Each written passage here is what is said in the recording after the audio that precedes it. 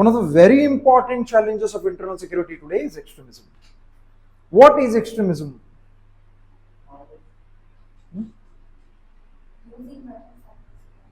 Using weapons against the state. Who are extremists?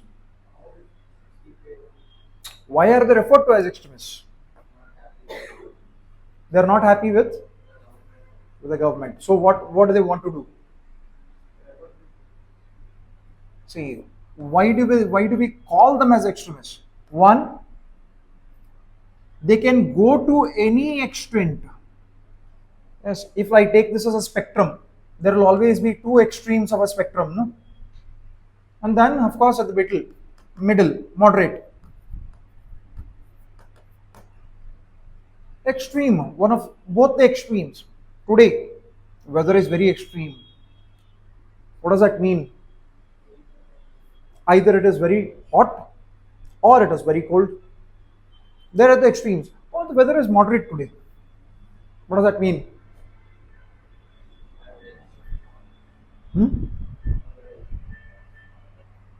It is average. The weather is pretty average. It is not extreme. Extreme, going to the most extreme extent to achieve your goals. The people who believe in taking extreme measures, in achieving their goals, those individuals are referred to as extremists. And what they do, the whole process, what they indulge into, becomes the process of extremism. Extreme measures. What are extreme measures that they want to take to achieve their goals? Using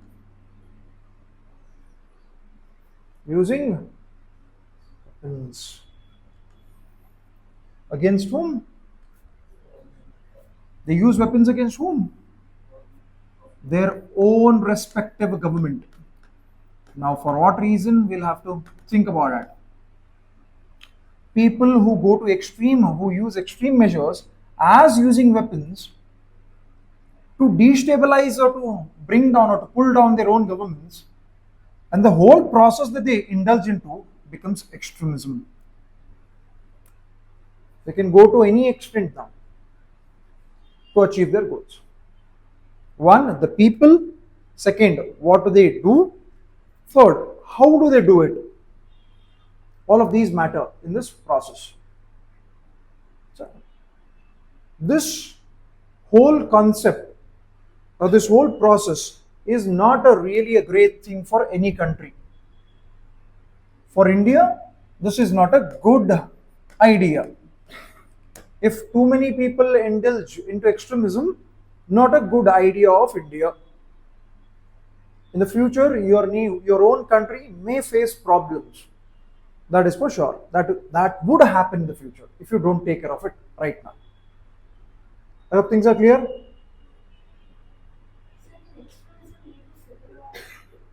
Of course, if one group pushes you, assume there are groups. India is a diverse country, there are communities, groups. One group believes in peace, the other believes in extreme measures. Now, if you are peaceful, if you are only peaceful and the other group keeps using extremism, there would be a time when your threshold would be breached. And to respond to an extremist group, you would be responding with their own tactics. To respond to a group which uses extreme measures, you being a peaceful group, you will have to use the same measures to bring them under control. Is that not civil war when two groups fighting amongst themselves? They can also lead to civil wars. That's probably at the very end of extremism that this can end up happening. But it can, no doubt, it can. Okay. Understood, no? The basic fundamentals, ideas of what can constitute extremism. Here is.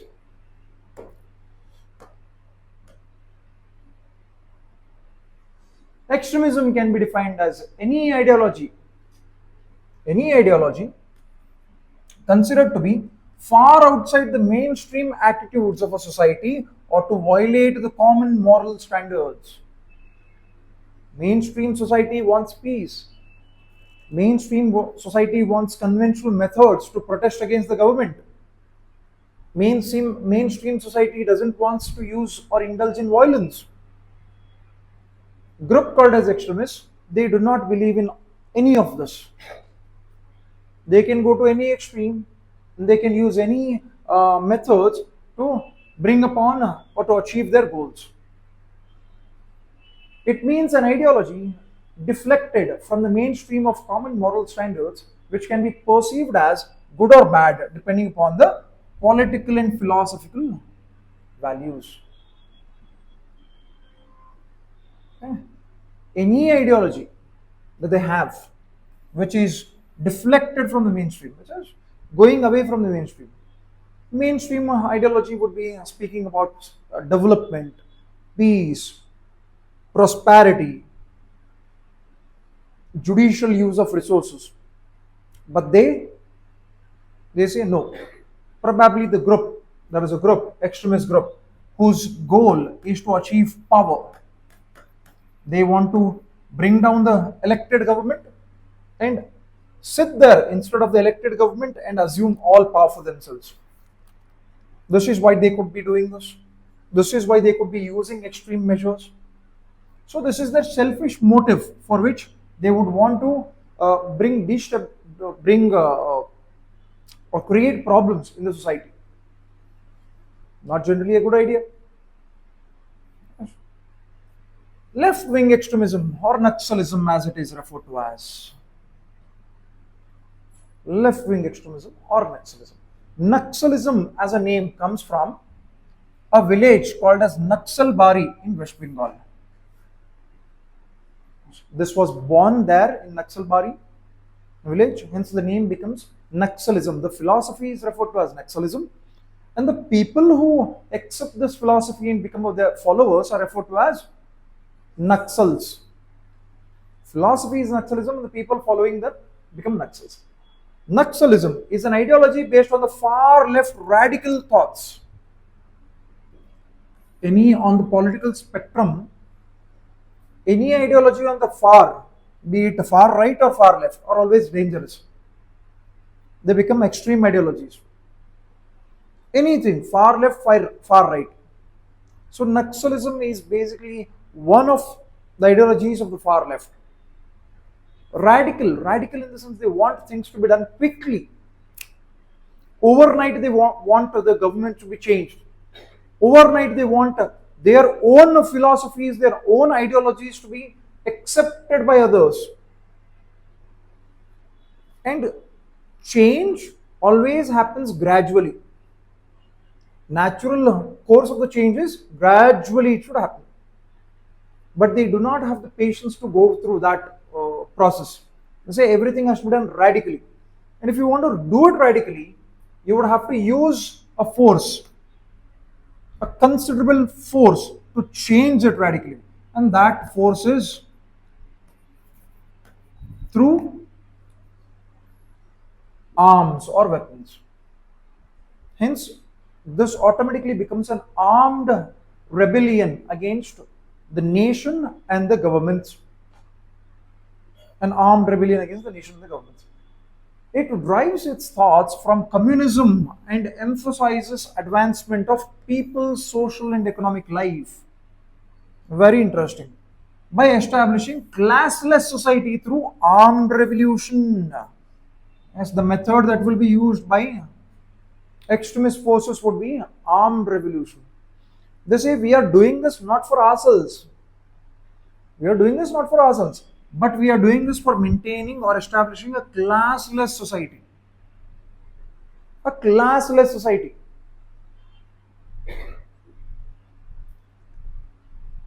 A classless society is where you do not have rich and you do not have poor. If there is equality in the society amongst the citizens, equality, if you can establish equality, that means there shall be no exploitation.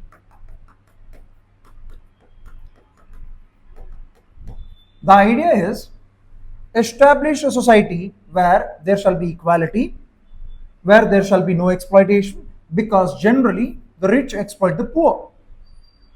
By exploiting the poor, the rich become even more richer, the poor become even more poor. And when the voices of the poor become so marginalized in the society, they go unheard regularly. The idea becomes that the poor take up arms for the social injustice that has been meted to them. Yes. So they say, at least the Naxals say, or the extremists here tell you that we are not doing this for power. No. We are doing this so that people in the society, yes, we can bring some sense of semblance, some balance in the society. Otherwise, the capitalists have always exploited the poor labor class. And the exploitation is so huge on such a grand scale and so huge that the labor class generally becomes depressed. They have nothing left at the end of the day. And this is not wrong also. I'm not saying this is absolutely right also. On the other hand, this is not wrong also. There is a small element of truth here. The capitalists are known to exploit everywhere. The profit motives runs very deep into their veins. They are known to do this. But that is not the solution, no. Taking up arms for that matter, that is not a solution. So this is what they want to establish. But again, what is the guarantee? For example, they wage an armed struggle in the name of poor, in the name of all the deprived, in the name of all the underprivileged. They wage a war and they successful. Let us assume they succeed. They topple the government and they come and replace the government. They are the new power now. What is the guarantee that these few people who are at the top now, having all power, they will only work for the welfare of the people and not work for their own welfare? Is there any guarantee? Is there any guarantee? This is what happened in case of Russia when Vladimir Lenin, through the Tsar regime, he brought the Tsar regime down and established his authority in the form of USSR. He said, now the poor have voice, now the downtrodden have voice. Very soon, the whole concept of having this was massively, it massively underwent a change. And you had autocrats ruling USSR very soon.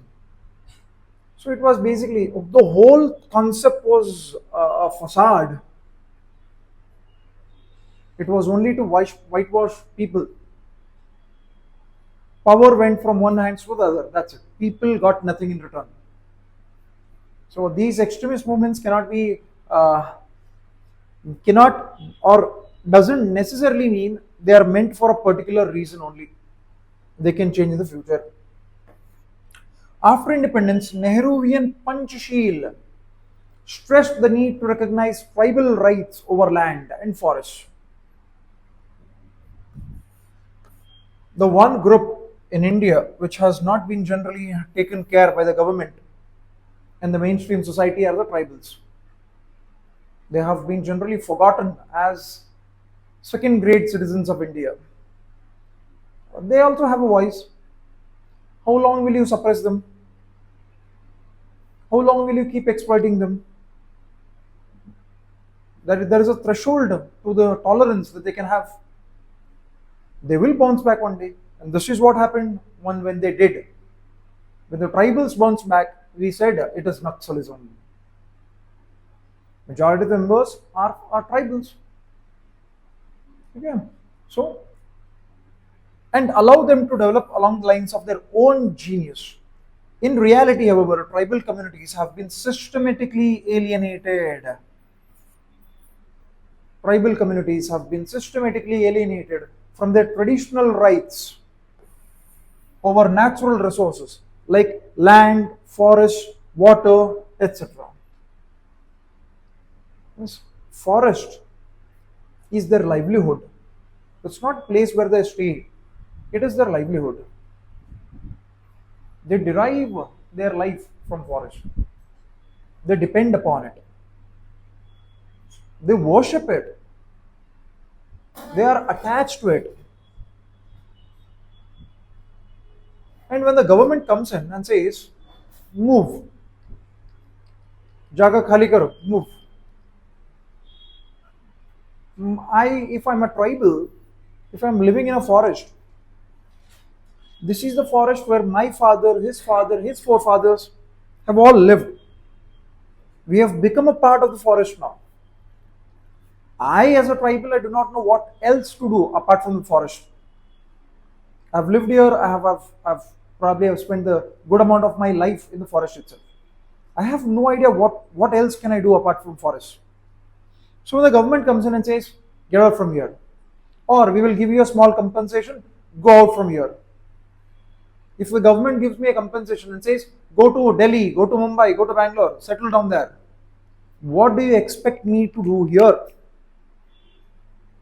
You have basically uprooted me from my livelihood, and you think that uprooting is the solution without properly understanding the whole environment.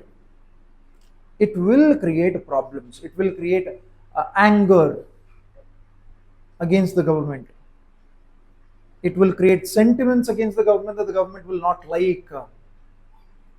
So the government should be smart here. They should be using some holistic measures to understand the tribal rights. This extremism, especially when we speak about Naxalism, right? A lot of that has to do with the tribal rights. It is very intricately connected with the tribal rights. If the government would have taken care of the tribals way before, there was a huge chance that the Naxalism problem that we have today would have not been so huge. It would have been a small matter. Even if it was, it would have been a very small matter. It would have been tackled. Today you see it is like so huge, even the government cannot put its hand to cover the Naxal problem. The government cannot whitewash it. It is so huge. Now the governments tell you that no, we understand the problem. We are doing this, we are doing that. It's already late.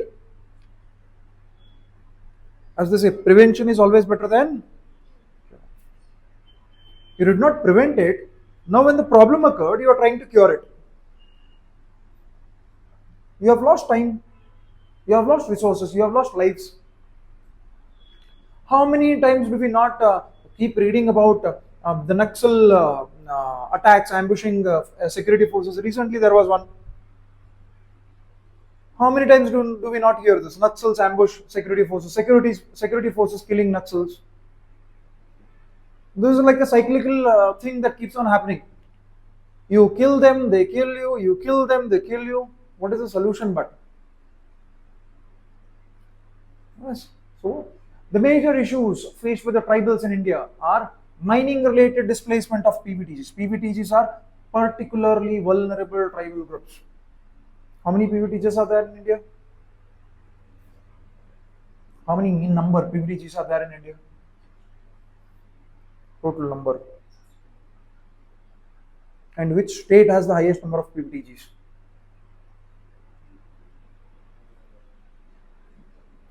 There are a total of 75 PVTGs, and the state which has the highest number of PVTGs today is Odisha. Odisha. Particularly vulnerable tribal groups. These are the groups where if you do not give them attention, sufficient attention, and immediate attention, they will not probably exist for long.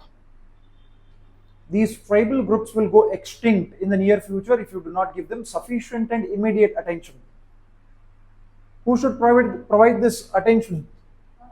The government. They should provide attention. So, trafficking of women and girls, tribal women and tribal girls. Issue. This is more problem. Oppression by CRPF, especially on the tribal. I would rather replace this with security forces. We have heard of stories of security forces.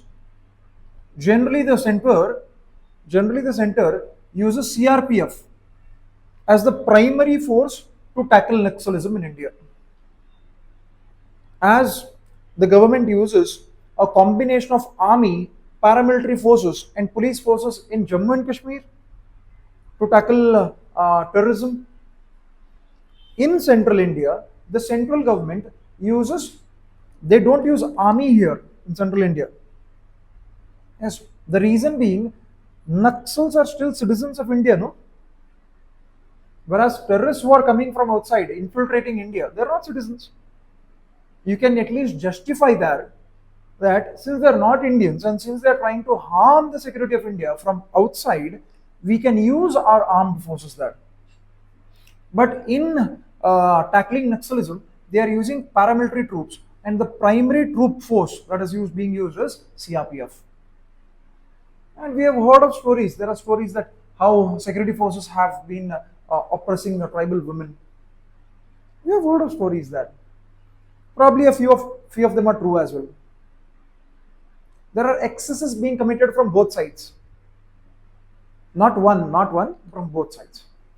Village schools being occupied by paramilitary forces, violation of PESA and FRA. PESA is Panchayat Extension to Scheduled Area. FRA is Forest Rights Act. The tribals are not being given their fundamental basic rights to exercise their own. They are not even given their fundamental and basic rights to be exercised in their own places. Outsiders coming to their places and telling them what they can do and what they cannot. How the political power has been taken away from their hands. How people sitting in Delhi will decide what they will get and what they won't. It's not generally a good idea. It's not generally a good idea. Acute poverty conditions of PVTGs. We have a few examples of PVTGs. And high prevalence of malnutrition and starvation deaths among these communities. Some of them are some serious issues that are being faced by the tribals. When the tribals look at all these issues and when they see that the government is not serious in solving them, of course there is a sense of detachment, sense of being isolated, sense of being alienated. That emotion comes out in the form of anger against the government, and then it becomes easy to pick up a gun. When you are very angry against your government, picking up a gun becomes a very natural emotion then. It doesn't, they do not have to think too much then. It was your duty